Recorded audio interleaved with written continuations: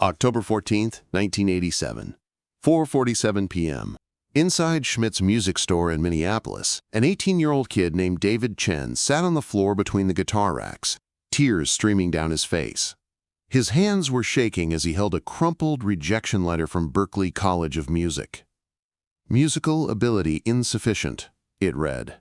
"We regret to inform you." David had been saving for 3 years to afford the application fee.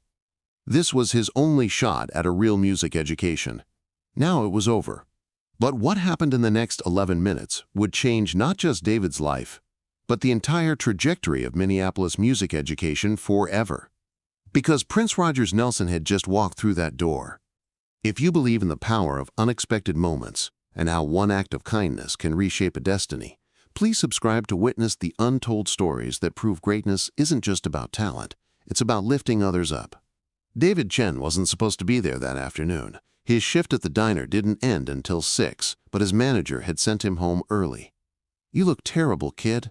Whatever's eating you, go deal with it." David had been carrying that rejection letter for 3 days, reading it over and over, hoping the words would somehow change. His parents had immigrated from Taiwan with nothing but dreams of their son becoming something greater than they ever could be. David's father worked 16-hour days at a restaurant. His mother cleaned offices at night. Every penny they saved went toward David's music lessons, his beat-up Yamaha keyboard, his dream of becoming a real musician. But Berklee's letter was clear. He wasn't good enough. Maybe he'd never been good enough. David had discovered Prince's music at 15. Purple Rain had literally saved his life during the darkest period of his teenage years, when kids at school mocked his accent and his second-hand clothes.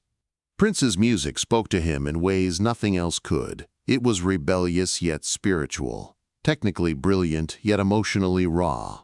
David would spend hours trying to recreate those sounds on his keyboard, teaching himself Prince's chord progressions, his unique harmonies. He dreamed of someday meeting his hero, but that seemed as impossible as getting into Berklee. That October afternoon, Schmidt's music store was nearly empty. Just old Mr. Schmidt behind the counter and David, sitting on the linoleum floor, feeling like his world had collapsed. He'd come there because it was the one place that felt like home, surrounded by instruments, by possibility. But now even that magic felt hollow. David pulled out his Walkman and pressed play. "Sometimes I feel like a motherless child" began flowing through his headphones. Not the Prince version, but David's own arrangement that he'd spent months perfecting. It was the piece he'd submitted with his Berklee application, the one they'd deemed insufficient. As the music played, David couldn't hold back anymore. 3 years of sacrifice, of hope, of believing in something bigger than his circumstances. All of it came pouring out in broken sobs. He didn't notice the purple-clad figure who had quietly entered the store. Prince had stopped by Schmidt's to pick up some new guitar strings before his evening session at Paisley Park. He preferred this little family-owned shop to the big chain stores. There was something honest about it, something real. As he approached the counter, he heard something that made him pause. Soft crying, but underneath it, barely audible, the sound of music. Beautiful music. Music that sounded familiar, yet somehow different. Prince followed the sound to the back of the store, where he found David sitting between the guitar displays, headphones on, eyes closed, tears on his cheeks. The music was leaking from the headphones just enough for Prince to recognize it, his own song, but transformed. This kid had taken "Sometimes I Feel Like a Motherless Child" and made it into something entirely new. The arrangement was sophisticated, emotionally mature, absolutely brilliant. Prince stood there for a moment, studying the young man. He could see pain in every line of David's face, but he could also sense something else. Potential. Raw, undeniable potential. "That's a beautiful arrangement," Prince said quietly. David's eyes snapped open. He looked up to see a figure in purple standing above him, backlit by the fluorescent lights. For a moment, David thought he was hallucinating. Then Prince crouched down to his level. "I'm sorry," David stammered, pulling off his headphones and scrambling to stand up. I didn't mean to. I was just... Sit, Prince said gently. Please. I want to hear more. David's hands were trembling as he rewound the tape. It's probably terrible. I mean, I know it's terrible. I just got rejected from music school, so obviously I don't know what I'm... Play it again, Prince interrupted. His voice was kind but firm. David pressed play. This time, without the headphones, the music filled the small space between them. Prince closed his eyes and listened. The arrangement was incredible. David had taken the basic melody and built around it layers of harmony that somehow managed to honor the original while creating something completely fresh. It showed deep understanding not just of music theory, but of the emotional core that made the song powerful. When it ended, Prince was quiet for a long moment. "Who taught you to arrange like that?" he asked. "No one," David whispered. I listen to your music and I try to understand how you make me feel things. Then I try to do the same thing." Prince studied the rejection letter that David was still clutching. "Berklee?" David nodded, fresh tears threatening. "They said my musical ability was insufficient. Maybe they're right. Maybe I should just..." "They're wrong," Prince said simply. "In fact, they're not just wrong. They're blind." Before David could respond, Prince stood up and walked to the piano that sat in the corner of the store. It was an old upright that Schmidt kept around more for decoration than anything else, but Prince sat down at the bench and began playing David's arrangement from memory. Every note perfect, every subtle harmony captured. "This," Prince said, still playing, "is not insufficient. This is extraordinary. Do you write your own music too?" David could barely breathe. Prince was playing his arrangement and calling it extraordinary. Yes, I write songs, but they're probably not very good." Prince stopped playing and looked at David seriously. "Probably or definitely? Because there's a big difference between probably and definitely." "I don't know," David admitted. "I don't have anyone to tell me if they're good or not." "Well," Prince said, standing up from the piano, "now you do." What Prince did next changed everything. He pulled out a business card, simple, white, with just his name and a phone number. "I want you to come to Paisley Park tomorrow night. Bring 5 of your original songs. If they're anything like this arrangement, we need to talk." David stared at the card like it was made of gold. "Are you serious?" "I don't joke about music," Prince said. 7 p.m. Ask for me at the gate." As Prince turned to leave, David found his voice. "Why are you doing this? You don't even know me." Prince paused at the door. "Because 5 minutes ago, you were sitting on the floor thinking your dreams were over. But your dreams aren't over, David. They're just beginning. Sometimes we need someone to believe in us before we can believe in ourselves." The next evening, David stood at the gates of Paisley Park with his keyboard and 5 handwritten songs, still not entirely convinced this was real. But Prince was there, exactly as promised. Over the next 3 hours, David played his compositions for Prince. Each song revealed new depths of talent, complex melodies, thoughtful lyrics, arrangements that showed maturity far beyond his years.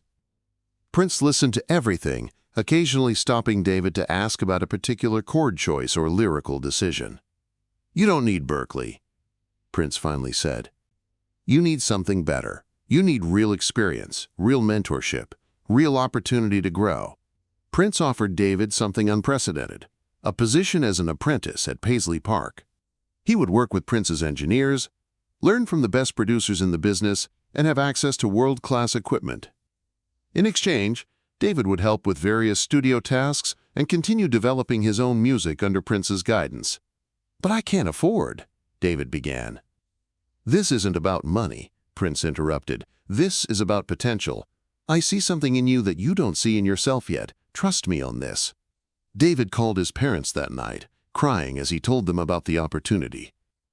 His father, who had never fully understood his son's musical dreams, was silent for a long moment.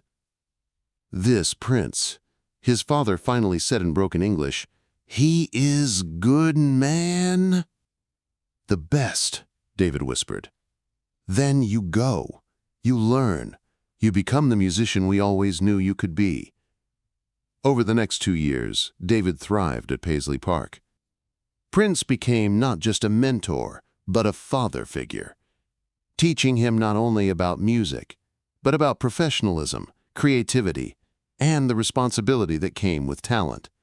David learned to play multiple instruments, mastered advanced production techniques, and most importantly, developed his own unique voice as an artist. In 1989, David released his first single, a song he'd written about that day in the music store, about rejection and redemption, about the moment when everything changes. Prince produced it personally. The song hit number 12 on the Billboard charts. But David's success was just the beginning. Inspired by Prince's mentorship, David started his own program for young Asian American musicians who felt isolated in the music world. The Chen Foundation, established in 1995, has since provided scholarships, mentorship, and opportunities to over 2,000 young artists. Every October 14th, David returns to Schmidt's Music Store, which still operates in Minneapolis. He sits in that same spot where Prince found him, and he plays for whoever wants to listen. Sometimes it's kids who look as lost as he once did. Sometimes it's their parents, hoping their children won't give up on their dreams. Prince taught me that talent isn't about being perfect. David often tells these young musicians, it's about being open to growth, being willing to learn, and most importantly, being ready to lift up the next person who needs help. Today, David Chen is a Grammy-nominated producer and composer. He's worked with artists across every genre, always with the same principle Prince taught him. Music is about connection, not competition. His arrangement of "Sometimes I Feel Like a Motherless Child," the one that changed his life, was inducted into the Minneapolis Music Hall of Fame in 2016. When Prince passed away, David was devastated. He spoke at the memorial service, sharing the story of that October afternoon. "Prince didn't just change my life," he said through tears. "He taught me that our dreams matter, that rejection is just redirection, that sometimes the most important thing we can do is pay attention to the person sitting on the floor, thinking their world has ended." The business card Prince gave him that day? David keeps it framed in his studio, right next to the gold record for his first album. Visitors often ask about it, and David always tells them the same thing. "That card represents the moment I learned that miracles aren't magical. They're just good people choosing to see potential where others see problems." Prince Rogers Nelson understood something profound about human nature. We all have moments when we feel insufficient, when rejection makes us question our worth, when dreams seem impossible. But he also understood that these are exactly the moments when lives can be transformed, not through grand gestures, but through simple recognition, through belief, through one person choosing to invest in another's potential. If this story moved you, if it reminded you that every dreamer deserves a chance, please subscribe to keep these untold legacies alive. Because the greatest artists aren't just remembered for their music, they're remembered for the lives they touched, the dreams they nurtured, and the futures they helped create.